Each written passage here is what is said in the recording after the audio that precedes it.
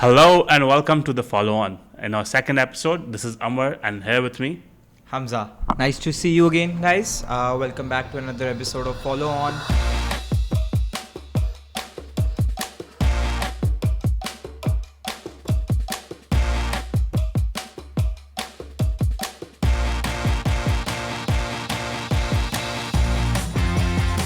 We've decided to come back and do another podcast, this time around the recently ongoing Pakistan versus Bangladesh Test series. Just a disclaimer, on the day of the recording, we are day one onto the second test match, and while we figure out the new world that we have been exposed to called editing, it may take some time, and the test match may perhaps be over by the time this is posted on our YouTube. But yes, so overall, what are your thoughts? So a little bit about day two, right? Sorry, test two and day one. I think overall we started well. I am glad we made some very good changes. We obviously moved Imam out. We'll talk about him a little bit. We bought, which means that we opened with Abdullah, Fazal, and our friend Azan Awais. And the other second change that we made was that we removed Shaheen Afridi and we got in Khurram Shahzad. And obviously, because how Noman Ali was doing, we obviously had to replace him with Sajid Khan. Obviously, because Sajid Khan is also someone who specializes against lefties, and Bangladesh has a lot of lefties as well. So naturally, these three changes did make sense, I think, and they also worked out. Khurram took 4 wickets, and Abbas Ali took like 3 wickets. I think Sajid also took couple, if I remember it correctly, and one more by Hassan, if I remember all of those numbers correctly. But yeah, I think so. Good start. I'm looking forward to this test. I think if we somehow manage to lose this, Shan's going to have a tough time. Yeah, I think the changes are at least the one positive to take away. I think was super frustrated earlier this evening. We were able to get them to a very decent, restrict them to a very decent score. If you look at it, they scored 278, but quite honestly, even that is too much considering that we had them 150 for 6. I think around 130 for 6, 128 for 6, somewhere around that. And I think the frustrating part was that the fielding afterwards was not really satisfactory. Not in terms of people dropping catches or letting things go, but the field placement in general was very defensive. And also the reviews, like Litin Das got out for twice, and Shan did not take any reviews. And I mean, like the LBW call with Sajid Khan, I think he was sure that he got him out, and yet I think the captain didn't go forward. I think, which was a little disappointing to see. If I don't know what I think. Shan has gotten to a place where he's become too defensive. Yeah. Because obviously he's under the heat. He's the worst. Yeah, he's definitely the worst test captain ever in terms of win percentage.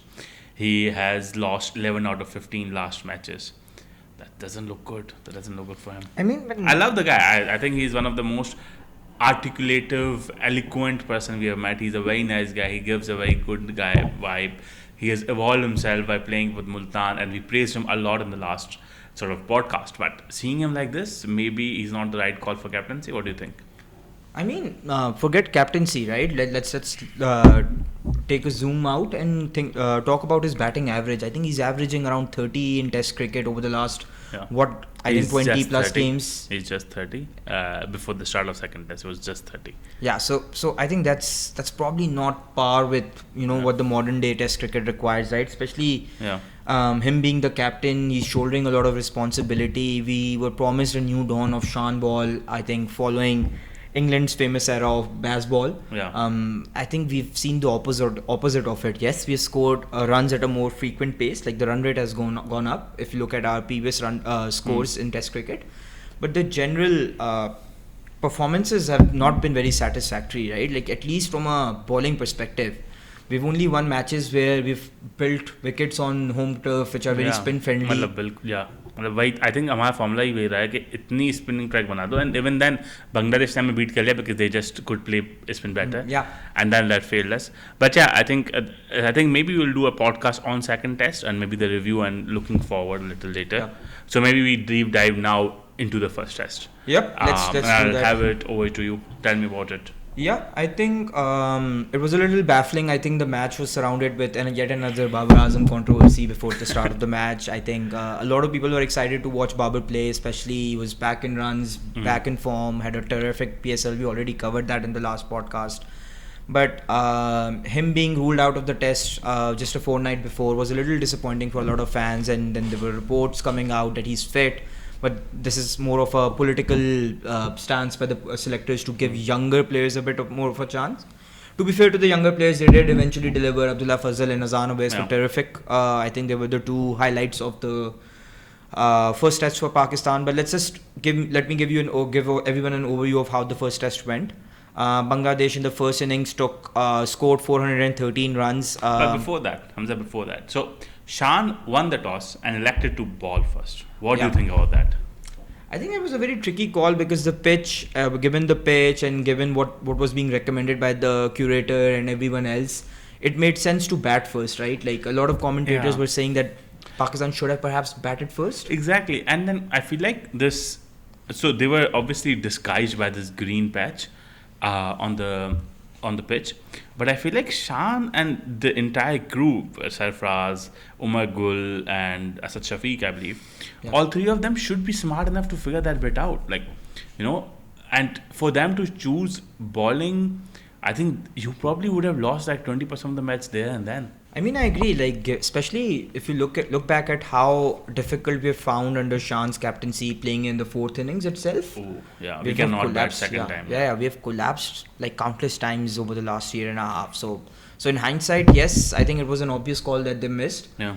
But yeah, leaving the toss and then letting Bangladesh score 413 runs with Shanto getting 101 and Mominul getting 91. I think the bowlers failed miserably. There was just lack of pace on a green turf. Hassan Ali and Abbas, they were disciplined. They were consistent with their line and length. But Shaheen, man, I think he's past it. He should. I think Shaheen would be a big part of this podcast. But before we sort of go towards that, I think let's also talk. I think I just want to sort of sum up what Bangladesh did a little bit, and then we go towards Pakistan because I think it'd be easy. As you said, Shanto and Mominul played brilliant. Shanto led from the front. They were decisive. When they came into the pitch, into the bowling for in the fourth innings, they were there to win. They were aggressive. They were chirpy. I felt like we were, as always, timid. Did not reach the mark at all. So I felt like this idea of essentially I don't think we can bat anymore in fourth innings. That format is not working for us. Yeah, I absolutely agree, right? Like just carrying on in the same spirit of what you said. I think Bangladesh, credit to them. I think this new generation. And fuck me, Nahid Rana as of course, such a generational talent. I think Nahid Rana, it's fundamentally important that Bangladesh take care of him, unlike we have done to our fast bowlers who are emerging in the last 5-ish years. Yeah. So I agree with you. It's of paramount importance that Nahid Rana is being protected by Bangladesh, and I think it's quite ironic to see that Bangladesh were always seen as a bowling attack that favors spin, right, with the likes of Shakib Al Hasan, etc., and how they've converted themselves to a bowling attack primarily of great pacers like Shoriful, like Taskin, like Nahid Rana, of course in the shorter formats of the game, Mustafizur Rahman. So it's got genuine quality fast bowlers. This ability of them or Nahid Rana to ball at 150 has allowed them in many ways to be able to take pressure away from other bowlers and to be able to execute their plans very correctly. I think these were highlights for me from Bangladesh. They had good batting, they had definitely a very good bowling sort of going on from Nahid Rana and the rest as well. I think now we can maybe deep dive into Pakistan and see how they did. I think unless there's something that you want to discuss. No, I think I just wanted to briefly run over the bowling that we did in the first innings.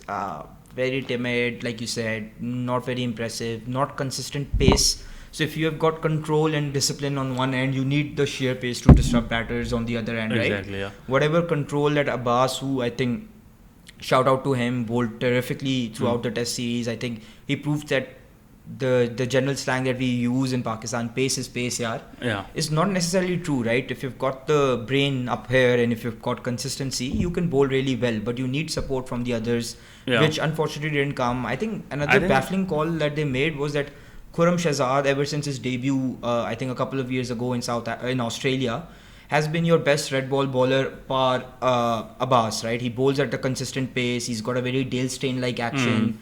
And the Desi Dale strain. The Desi Dale strain. I think it's just stupidity कि आप इस तरह के pacer को नहीं खिला रहे. मतलब मुझे समझ नहीं आ रहा कि for हमारे पास essentially we had 3 fast bowlers, right? हमारे पास शाहीन था, हसन था और अब्बास था.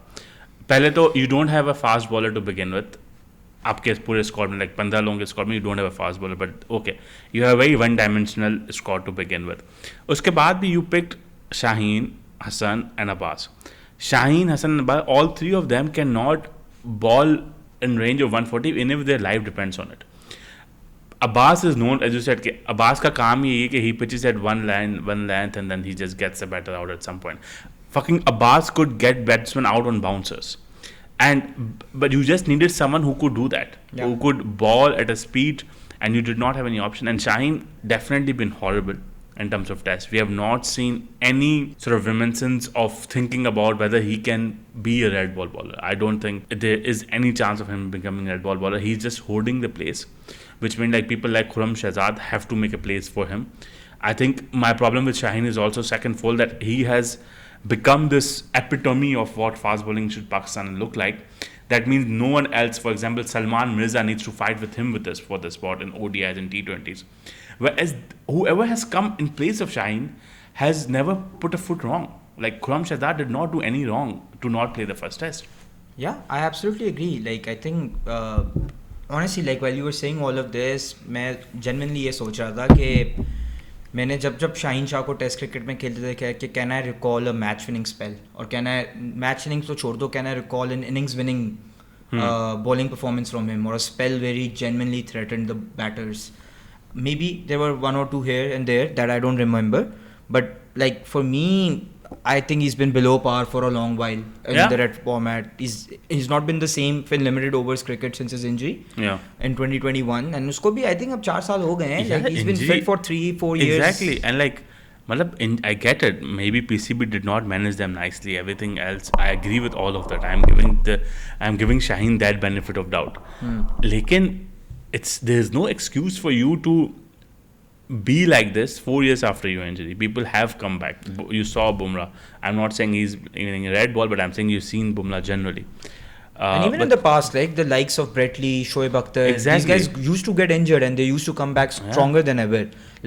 If you can bowl 140s in the PSL, right, for Lahore Qalandars, you should be able to click at least 140, 142, 144. His average speed was what, 130s? Yeah, I mean, it was a little baffling. I think definitely, I think जो ये culture है ना पाकिस्तान में, across formats player को अपनी repute के basis पे drop करना या pick करना, I think we need to get rid of this mentality. I think that should automatically solve 30% of our problems in terms of team selection. कि आप एक format के player को drop कर देते हो दूसरे format से based on the performance. Let's say a very good example, a couple of years ago or a few years ago, Khushdal Shah, who was performing really well in the ODIs, was dropped because he couldn't perform well in the T20 World Cup, right, 2021. And I think he's never been the same afterwards, right, because these mentally, guys, I think these things mentally take a toll on you. Yeah, मतलब आप सोचो कि आपने पूरी ज़िंदगी मेहनत की है कि आप अपने मुल्क की नुमाइंदगी कर सको इस तरह के स्टेज पे, and आपको बस you're just being dropped because आपने एक दूसरे फॉर्मेट में परफॉर्म नहीं किया. But yeah, I think that's like a longer debate, and I think there are so many use cases. I think Shaheen skipped. So who else was there? I think Abbas, I think he did brilliant. If there's anyone, if they're he's probably one of the people positives of the test. Hassan, I don't have a lot to say on him because I feel like he obviously didn't do a very good job, but he didn't do a bad job. He was okay. He could have been better, but I just don't see criticizing him a lot because he's anyway a very red ball bowler. He's done his hard work. He's coming from a huge, let's say, domestic performance. So I'll let him cook, see how it goes. I think I personally don't have a lot of issues against Hassan Ali, primarily for the fact that he genuinely wants to play red ball cricket, right? He's worked on himself. He's also come back from injuries, right? Mind you, he's one of the only ones in the current crop that can come and say that I won my country a tournament, right? And he's one of the only ones. I think he's very underrated, very disrespected cricketer because of that one dropped catch. But I think I would persist with him, especially given England series in horizon. I think those pitches suit him better. And I think fair. I think let's keep it to that. In terms of now, if we're talking about bowling, right? Let's go to spin bowling. What happened to Noman Ali? Noman Ali was no ball Ali. He could not. I have never seen a spinner ball 6 no balls. I mean, I have not. I don't know if you have.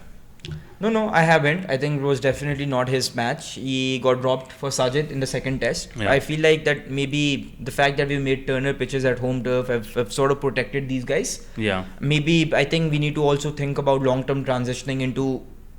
We need to start playing Abrar, right? Yeah. He's your best all-round, all-format T20 spin bowler, and I think maybe we need to trust him more and need to play him more because I don't know if Abrar would want to play Test though. Would he? No. I think he. Why wouldn't he want to? I don't know. I've always felt like Abrar is more suited, or at least that's what he wants. He wants to play more ODIs and more T20s. I don't know. I think there was a spell a couple of years ago where he was exclusively only playing Test cricket because in the ODI and the T20 team there was this favorite of yours called Shadab Khan, the premium spinner, right arm full toss bowler. But yeah. Yeah. Anyways, moving on to the second innings, which is of course our batting. Man, Azan Abbas. What a performance. What a performance indeed. A century on your debut in a test match where no one else around you is able to score except a co-debutant. And I think he just gave a statement which is loud and clear that he's there and he's there to stay. Yeah. I think his ability to play, I think he was slightly shaky on a spin overall, but his ability to still play spin and fast at his will. He was using his feet a lot, and it was lovely to see that he was able to put that. Show out. He also played at the healthy strike rate, although it doesn't matter in test. But I don't have the exact numbers right now. But if you do, no, I don't. We'll have to pull that up. But regardless, I think one thing that stats probably don't show that he handheld Imamul Haq, like someone for 2 runs. Like I think Imam. I mean, not in the second innings. I'm talking about the first innings. When he scored the 100, I think these guys scored, had a partnership of over 100 runs. But Imam was struggling against genuine pace, and Azan on the other hand was playing some lovely shots. And I think this is what happens when a player is focused on, achieving that goal. I think Azan Awais, after his under-19 exploits, wanted to play red ball cricket for Pakistan. He grinded it out on the domestic scene. He was the highest or the second highest scorer for 3 seasons. Yeah, I think he's had one of the highest averages, highest run scorers. So a very consistent domestic performer. I think it was very heartily to see someone like him being rewarded and then coming on and performing. Agreed. And I think as a how do you call it? As an opener to average, I think in domestic he averages 40 plus. That's a great number. And let's come to his second opener, Imam Haq. Do you think it's curtains for him now, or do you see him going forward anywhere? I think any pitch where Pakistan plays, where fast bowlers are getting some sort of any pitch outside Rawalpindi, he cannot play. I think that's a little true. I was trying to be a bit more diplomatic with my response. I think you're right, absolutely. I think I don't remember Imam. So when Imam, for context, right? When Imam came to the scene in ODIs and T20s, in ODIs and Test, I was very pro Imam. I think he had done his grind. He had a lot of baggage with Inzamam ul Haq and everything in relation to that. But he had done his grind, and I think if I could go, and he was really good in those years. But I think ever since he's been dropped, he's not been able to keep up with the pace of the game. And more importantly, I think he is that's it. Like that was his peak, and he is over now. And we need to move past him and give other people some chances. Yeah, I agree. I think the culture of dropping players on the basis of form is something that I can get behind, especially if you've got talented cricketers like Abdullah Fazal, like Mohammad Huraira, who was dropped after just 2 matches. And he was playing on a pitch that no one could play on. Yeah, like if these guys are in the waiting, we've got the likes of Abdullah Shafiq, who got dropped, who have been working on their game ever since, have been grinding it out in the gym and on the ground. So yeah, I think it's curtains for Imam for the foreseeable future. Yeah, I think for his entire future to be. Let's talk about the other debutant now. One that we talked highly about in the last podcast, saying that Rawalpindi as a PSL franchise should build around him. And he showed you that he has that talent. So, for example, I was pro Azan Awais over Abdullah Fazal because Abdullah Fazal, was great in the last, let's say, national T20 or even the domestic season. But he hasn't been. Obviously, he has still been a good performer, but hasn't been so consistent as like Azan Awais. But on that pitch, it seemed like he had more control than Azan. Even though Azan was great, don't get me wrong, he scored a century on his debut. But as a viewer, it felt like probably Abdullah Fazal is more controlled in the shots than Azan is. No, I agree with you. I think one thing that really stuck out with me when Shan Masood was handing the test baggie is of course for Australia, but the test cap for Abdullah Fazal. He said that I think a year and a half ago, Abdullah Fazal came up to Shan Masood and came to him for advice, right? Like he was not picked for a domestic match. And Shan Masood told him that his time would come, right? When the time comes, it is on him and nothing else, right? And then Shan said that between then and now, he played PSL, played really well, and then now he's in the national national test team. And even before that, in the Quaid-e-Azam Trophy, he was the highest scorer of the season, right? So I think kudos to Abdullah Fazal. He's I'm really excited to see this guy. Yeah, and I think like just a bit of a Karachi cliche. I think most great test batters from our country have come from Karachi. They've come from Karachi. If you look at Yunus Khan, he's played most of his domestic cricket. Is Abdullah from Karachi? I think he's from Karachi. I think. Don't quote me on this, but I think he's from Karachi. I think. But these two gave us a good platform to begin with, and then of course we did a Pakistan. Shan Masood, Saud Shakil. We had a 106 run opening stand, and then obviously Abdullah Fazal came in and it was nice as well.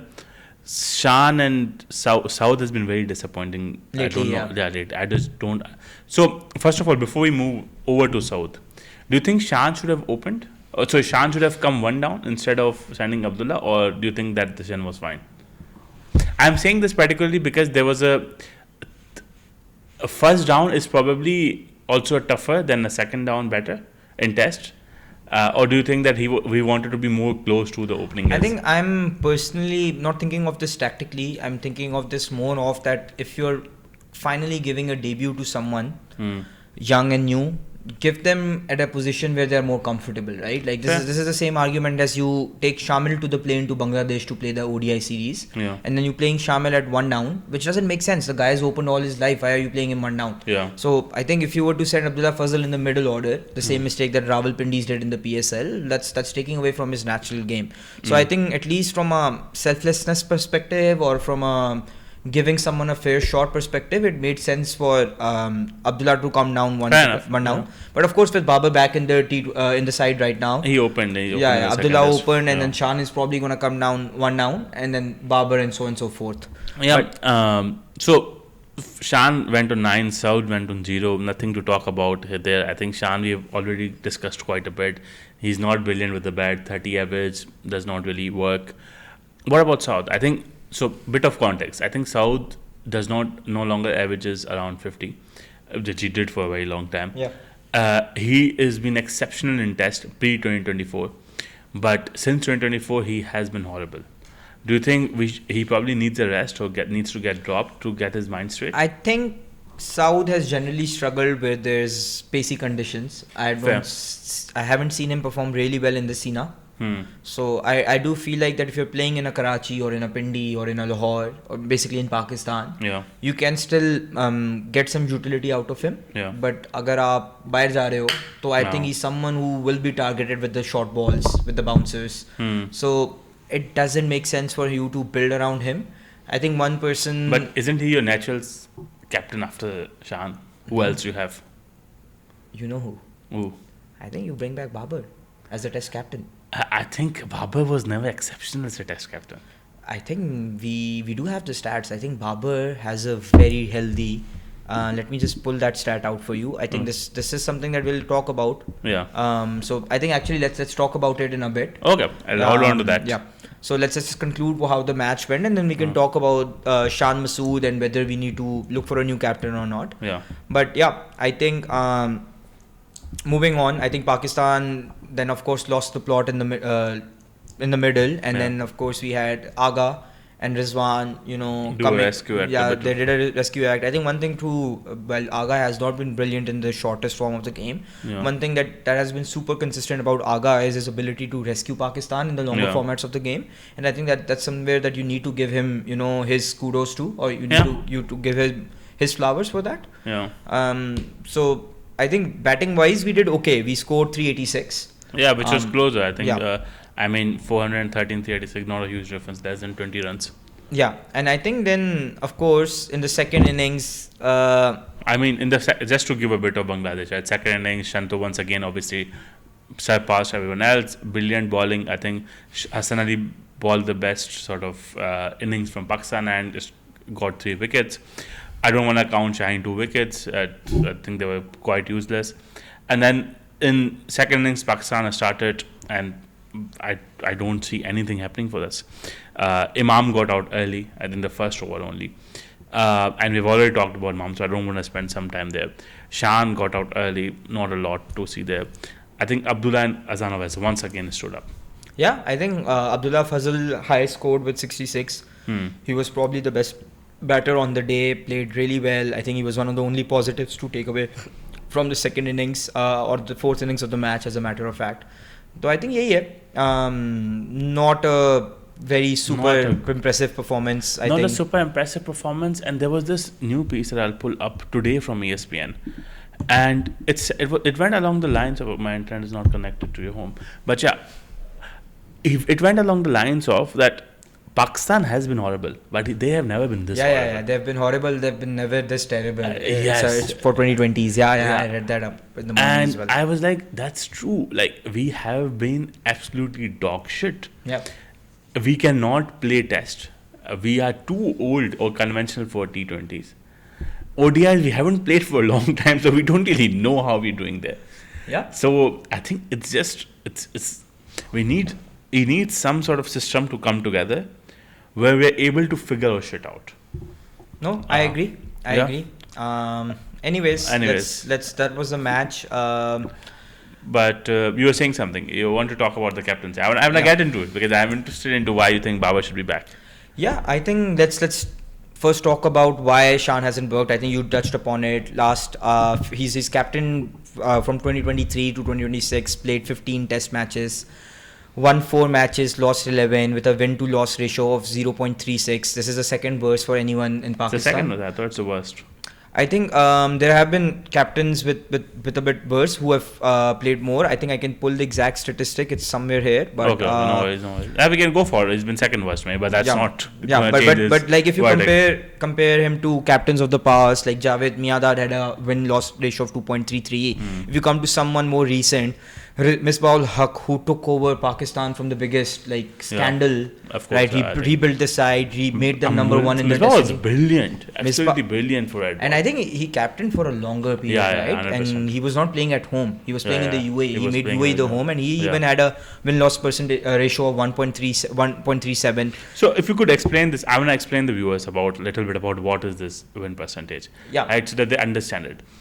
Do you wanna take a shot? I'll just start. I want you to make me understand as well. मुझे नहीं पता ये बात हम crop कर रहे हैं. अच्छा नहीं हम crop नहीं कर रहे. Let's keep it there. अच्छा तो we don't really know what this win percentage. I think it's essentially that how many आपने अगर 10 games खेली हैं और अगर आप 3 जीते हो उसमें से तो आपका win percentage बनता है 30%, right? Like it's simple mathematics. But win to loss ratio is कि आपकी wins कितनी ज़्यादा हैं या losses से. It's like wins divided by losses. Wins divided by total matches. So 4 divided by 11, do you think? 4 divided by 11. कर लेते हैं हम quickly. एक calculator निकालना पड़ेगा. But yeah, this is a side tag. I think, as you said, like we are fans, we are not professionals, so we are figuring things out as we go. Yeah. So it's basically wins divided by losses. So आप basically हर 3 matches में से शान मसूद के अंदर हम एक match जीते हैं. हम इस after every 3 matches. After 3 matches, you win 1 match. Yeah, basically. Yeah, and for Misbah-ul Haq, you win. So for Misbah-ul Haq, it's 1.37, which means कि आप हर 4 मैचों में से approximately 2 matches जीत रहे हैं. Which is pretty decent, right? Pretty decent. Wasim Akram के अंदर it was 1.5. Yeah, that's and surprisingly, Babar Azam we had 1.67. Fair, but yeah, I don't remember Babar as a captain so much in a test, obviously. I don't know how many tests did he actually captain on. Do we have a number on that? Yeah, we have. So Babar Azam captained Pakistan between 2021 and 2023. Matches played were 20. We won 10 out of those, so there's a 50% win percentage. Okay. And then we drew 4 matches out of those, and 6 matches we lost. So I think that's pretty impressive. So I guess maybe it's I think but Baba needs to make a case that he does make it into the team right now. I mean, we have seen him in PSL, etc. I'm not saying he's been worst of the lot, but we have not seen him enough in the test. I think we maybe through this test. Who have we seen a lot in the test recently? Like, we haven't been playing a lot of test cricket. Exactly, yeah, fair. But like, on the merits of it, is there anyone else in the domestic scene or in the current side that you would go to a Perth or to an Adelaide or to a Johannesburg and you would be confident in our batting lineup that this guy has the potential to score a big innings? So, if I'm being honest, my eggs were all in the South basket. And I feel like, and I agree that he has not been excellent in Sina conditions. He's not been excellent on fast pitches in general. But I always felt like he has this ability to evolve. And I felt like he could have been the guy if you asked me pre-2024. But after that, I think he's not been very good. And if I'm being honest, we haven't played a lot of tests. We played like 5. I mean, like, I see where you're coming from, but I absolutely disagree with it, right? Like, we've seen Shan Masood, Saud Shakeel as a captain in the PSL, right? But it's a format mixing, no? You can't really judge a captain, T20 captain based on... So how do you judge a captain, right? You judge them on the basis of that format's results, right? Like, I think results results. Yeah, you can't judge them on the basis of T20 results. So, if someone has a win-loss ratio of 1.67 and is one of the best batters in the country... in Babar Azam, we cannot... So here's my problem. Does Babar Azam walk into the team right now? If KG starts... I don't know why KG was dropped to begin with, but let's say... But why would KG play instead of Babar Azam and not Shan Masood or Saud Shakeel, who have been worse than Babar Azam over the last 2 years? Fair. I see your point. Like my point is... Like, I know you're a Babar fan and you're probably not classified as a Babar hater. Yeah, I love Babar Azam. These people who hate Babar Azam and have the double standards when it comes to other people, other players, just tick me off. It triggers me to an extent. Like I feel like that, okay, yeah, you talk about whether Babar deserves to be in the test team or not. Yes, you can make that argument for T20 team, but for ODIs and for test cricket, he is your number one batsman. And I think that's for me, that's period. And I know this argument is a little boring at this point in time because people keep making this argument. But if you compare him to the greatest captains Pakistan's had in the test format, Imran Khan, he's had a similar win percentage to Imran Khan. Imran Khan has been, as I think, is a legend of the game, right? 100%. No doubt. Imran Khan had a win-loss ratio of 1.75 and Imran Khan had Wasim Akram and Waqar Yunus bowling out for him, right? Fair. I think let's move past that. I see your point. Like, at the end of the day, it's a judgment call. We have laid out all options. I think maybe audience can pull in and tell us in the comments as to what they think. Yeah. But I think I'm slightly on the edge. You are obviously in that basket, so let's see. What else do we want to discuss? Is there anything else you want to... I think we on the notes, I'm going through them. I think maybe at some point we'll also publish the notes so that people have... Because we do so much research, so obviously it's good for them to have it. Of course, we can do that. That's a great idea. So Shaheen, I think Shaheen we've already talked about, but if you want to give them something... Yeah, I think one statistic that I found out recently was that Shaheen Shafridi, since 2023 in tests... he's played 9 tests. He's taken 27 wickets, 0 5-4s. That means that he hasn't had any innings defining spell. Right? Yeah. He has an average of 40.1, which is significantly higher than his previous average of 26.5. That's crazy. That's almost double. Yeah. And he has a strike rate of 67.6, not the nicest as well. So I think it's been a little disappointing. Again, like we've mentioned so much, let's not repeat ourselves. I think this is the time that we take a look past Shaheen Shah in the batting, in the bowling lineup, and move to different fast bowlers. 100%. I'm on that boat riding high. I think last 2 things that I think we wanted to discuss. One was something to be kept in mind from domestic. I think that's obviously we want to give youngsters a chance. You want to also for us, like, this platform, we are also slightly young in terms of, and we love the game. So for us, we want to promote, or we want to have that ideology that whenever we come to a podcast, we bring in someone who is being young and running, because we want to give them this mention, this platform where they outside of people start speaking about them. For example, everyone knows about who's the 15-year-old Suryavanshi. Suryavanshi, yeah. Everyone knows about them, but no one knows about our domestic talent. So we also want to make sure that we do that continuously. I think one thing on the same tangent is that we want to discuss the squad, right? In general, the squad that was picked. Yeah. I think one name that I had nothing against, right? No personal agenda, nothing, was Ghazi Gori. He was picked as Rizwan's understudy for the test team. It absolutely didn't make sense for me. I know Sarfraz has a liking for the guy. Whenever Sarfraz has been in a head coach capacity, was I think head coach of the under-19 team or the A team or the emerging team. He's pulled Ghazi Gori over the likes of Saad Beg, which didn't quite sit quite nicely with me, especially if you consider Saad Beg as someone who in the recently concluded Quaid-e-Azam tournament scored 1,000 runs in 19 innings with an average of 55.55. He had 32 dismissals. He's the first player since 2022-2023 as to score 1,000 runs in a Quaid-e-Azam trophy as a wicket keeper. He was voted the best wicket keeper of the tournament. And I think he was decent in the PSL as well. Yeah. I think it's a classic case of people being hard done by. But I'm hoping to see him very soon. Yeah, I hope so too. And I think the second one was, again, I think Saqib Khan.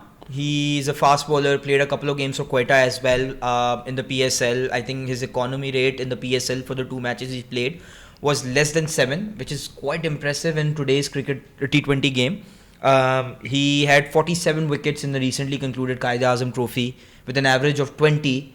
Quite a sharp decrease from what we've seen Shaheen recently. Average of 40. Yeah, he had 3 5-4s, including the final. He took 9 wickets alone in the final. Won the title for Karachi Blues. I think it's time that we start. 100%. I think with Saqib, and although the person that I'm going to mention is not a youngster, but I think Shahnawaz Dhani needs to let go of ODI and T20 and focus purely on red ball. He has the pace, he has the physique, he has the ability to ball in one channel continuously. Yeah. I just think he needs to go back, take that red ball and start doing that. I mean, I love Dhani. He's my representative from Sindh. But for him, Munjo Sindhi Bha. Exactly, right? And I hope he understands this, that he has a huge future. He fits in like a glove in the team, but he's not been up to the mark. Yeah, I absolutely agree with you. I think there are players who also need to understand. I think then this sort of opens a debate of grinding out for 5 days and not being paid enough as a professional versus being a T20 specialist where you can get that I think Mazhar Ashad posted this brilliant tweet, and I don't think I have an answer to it. He posted something along the lines of, and obviously I follow Mazhar, I think he's a great guy, gives great statistics and a great lover of the game. He essentially argued that Azan Uwais and Abdullah Fazal both swing great in red ball cricket. But if you were in their shoes, will you not make millions in T20 or will you continue to play red ball cricket, which will not give you as much money, especially for a sports person who does not have a long time, he doesn't have a 60-year career, for example. He said that don't give me this bullshit of, but real test cricket is a real cricket. Yeah. For them, it's bread and butter. It's bread and butter. They need to make the money, and that's what the biggest problem with the test cricket in Pakistan is right now. I mean, this one thing that I don't know if this will work or not, but one thing I think Pakistan as a country or as a board PCB needs to do is that the central contracts that it gives out, it needs to reward players who are playing test cricket much more than they do right now. I mean, your captain is category B or category C? I mean, that says a lot about what your priorities are. Yeah, of course. Like, I think you're going for all format superstars, but I think that's not necessarily the case anymore. Right? If you look at the big teams, you won't see Steve Smith near the T20 team, right? Like, he's a all. I mean, now he has a case like for himself. James Anderson. He, I think, disappeared from the shorter formats of the game post 2010, and the guy retired last year. So he's played 14 years, 15 years only in Test cricket, which speaks a lot about him just focusing on that format, keeping him fit for the longer formats. But anyways, I think this is a different topic altogether. Maybe we could do a longer. I think you have this interesting, that I want you to go through is about this ideal Pakistan 11 when we go to England in September. So walk me through it. What's your logic? Who do you want to put? I think the differences or the players that I will probably drop for England from the squad is Ghazi Gori. Nothing against the guy, but I think on merit he doesn't deserve to be here over someone like Saad Beg. I've already talked about it. Second, I think it's time to look past Imamul Haq. We've already discussed that as well. The question then remains to be seen, who would you bring instead? I think we already have the answers, no? Who would you? Abdullah and Azan instead of Imam. No, but Abdullah and Azan are already in the squad. Right? You mean, fair. I'm not talking about the 11, I'm talking about the squad in general, right? Okay, fair. So, maybe Abdullah Shafiq could be relooked at. He's been stellar in the domestic scene. One more shout is that you bring back KG. In case I don't know, this guy didn't do anything wrong and he still got he got 100 on his debut. Exactly. Like, he was replacing my love Babar Azam, but he was doing well. He's fairly okay. I think he should be relooked at as someone who can come in for South, come in for Babar, come in for the openers. Of course you have to then shuffle around a little bit. I would still keep Shan Masood. Maybe if we still keep him as the captain. You haven't kept it on the paper though. I wouldn't. By the way, I do foresee this happening, by the way. I do genuinely foresee this happening. He won't be the captain for the England series. But that makes no sense. You cannot change your captain given the contest of the World Test Championship. The World Test Championship is for 2 years, right? The cycle runs for 2 years, right? You can't persist with someone. This was our shot. This was our championship. We should have gone to the finals. We bottled it. We literally bottled it, bro. But I think you should have changed Shan at the start of World Test Championship. Now you have to stick with him. At least that's how I say. Unless he loses the second test as well. Let's see. I don't know how you feel about it. I mean, I think that it's not like we play test cricket every week, right? Fair. We have enough time between tournaments. The next series is in September. We are in May right now. So there will be 3-ish months for the new captain, if there is a new captain, to transition into the role. Anyways, I'll still keep Shan Masood in the squad for his experience, for what he can bring to the team. But I think he would be in the watch list for someone to be dropped in the future. We'll keep the rest of Babar, Abdullah, Azan, Aga, Rizwan. We'll drop one of Sajid and Numan because we don't need 2 spinners in England. Makes sense. I'll drop, of course, Shaheen Shah. So that means that naturally 2 fast bowlers should come in. I'm looking at Sakib Khan as someone who needs to be rewarded for his domestic form. And then I'm looking at someone. I honestly did the research, couldn't find someone. Maybe in the comments people can suggest. I think Dhani. For me, it's Dhani. I think someone who can hit 140 plus. Exactly. Complement ball like Abbas and Hassan Ali. Yeah. I'm looking at Ubaid Shah as one option if you want to fast track him. But it's too young. The bones are growing. He's too young, man. Yeah, could be. Dhani is an interesting shout. Akif Javed is an interesting shout if you want someone to. Also raw, but I see where you're going. There's no option. You can't. I mean, the other option that you have is bring in Haris Rauf, but of course he's not a red ball bowler. No, we don't want that many idiots in the team. We've already had enough. Yeah. So I think on this note, let's call it a day. I hope you liked the episode. The idea was to cover the test. Yeah. And thank you so much. Let us know what else we can cover next, and of course follow on. Yeah. Looking forward to seeing you next week. Thank you.